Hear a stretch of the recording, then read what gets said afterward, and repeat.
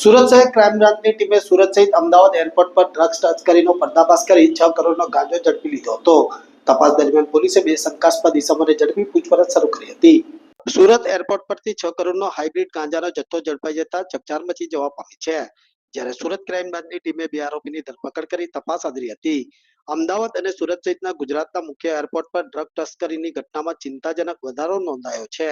ત્યારે Surat crime branch પોલીસે આંતરરાષ્ટ્રીય એરપોર્ટ પરથી મોટી સફળતા મેળવી છે. પોલીસને મળેલી ખાસ માહિતીના આધારે એરપોર્ટ પર વોચ ગોઠવી હતી. તે દરમિયાન બે શંકાસ્પદ વ્યક્તિઓ પાસેથી 17 કિલો 700 ગ્રામ હાઇબ્રિડ ગાંજો જપ્ત કરવામાં આવ્યો હતો. જ્યારે ગુજરાતના એરપોર્ટ પર સ્મગલિંગની ઘટનાઓમાં વધારો થતો જોવા મળી રહ્યો છે. અમદાવાદ અને સુરત એરપોર્ટ પર દાણચોરો અને ડ્રગ્સ પેડલરો માટે સોફ્ટ ટાર્ગેટ બન્યા હોવાની ચિંતા ઊભી થઈ છે.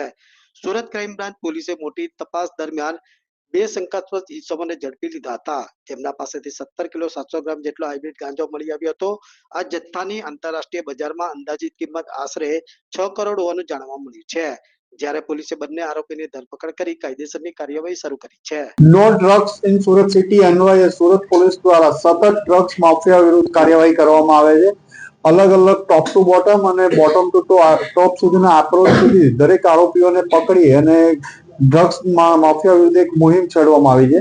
ગઈકાલે આ જ અનુસંધાને મને એક બાતમી મળેલી હતી કે બેંકોક થી સુરત આવતી એર ઇન્ડિયા એક્સપ્રેસની ફ્લાઇટ IX263 માં બે પેસેન્જર છે, મોહમ્મદ ઇકબાલ અહેમદ ખાન અને રાશિયા કપૂર. આ બંને બેંકોક થી સુરત આવે છે અને આમની પાસે હાઇબ્રિડ ગાંજો છે.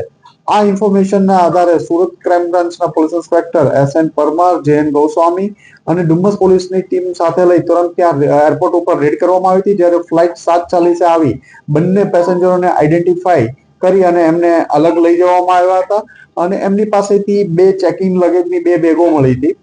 આ તપાસમાં CISF, air intelligence unit, DRI વગેરેને પણ સાથે લેવામાં આવ્યા હતા અને સાથે મળી આમની બંને બેગો ખોલવાની પ્રોસીજર કરવામાં આવી હતી.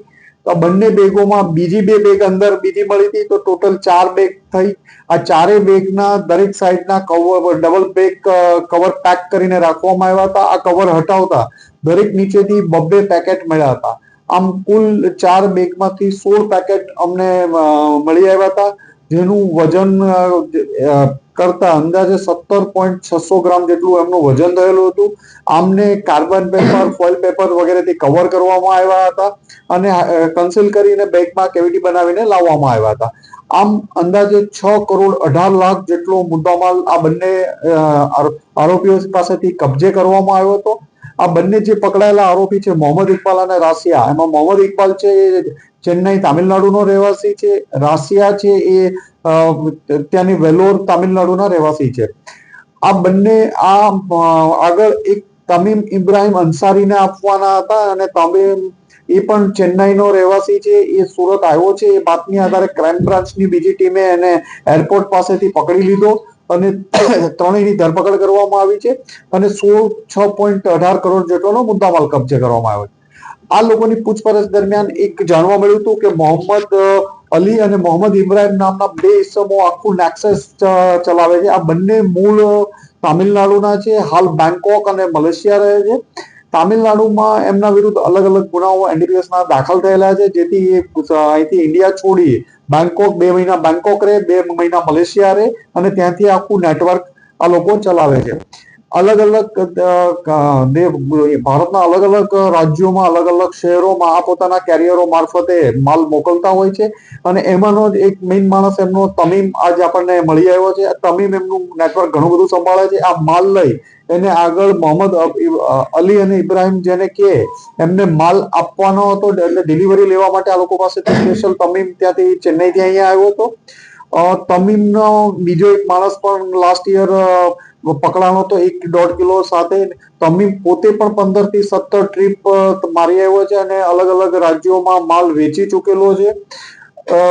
મોહમ્મદ અલી જે છે અત્યારે બેંકોક છે, એ આ બેગ ફિટિંગની જે આખી ગ્રીપ છે એમો છે એ મોહમ્મદ અલીની છે. મોહમ્મદ અલી બેગોમાં ગ્રીપ બનાવી ફિટ કરે છે ત્યાં, અને મોહમ્મદ ઇબ્રાહિમ આખું પરચેસનું ને એ કામ સંભાળે છે ત્યાં. એમ એક આખું નેટવર્કનો પર્દાફાશ થયો છે. 3 આરોપીઓ પકડી પાડ્યા છે અને આગળ બીજા તપાસમાં ઘણી બધી લીડ મળી છે અને આનું ઇન્વેસ્ટિગેશન ચાલુ છે.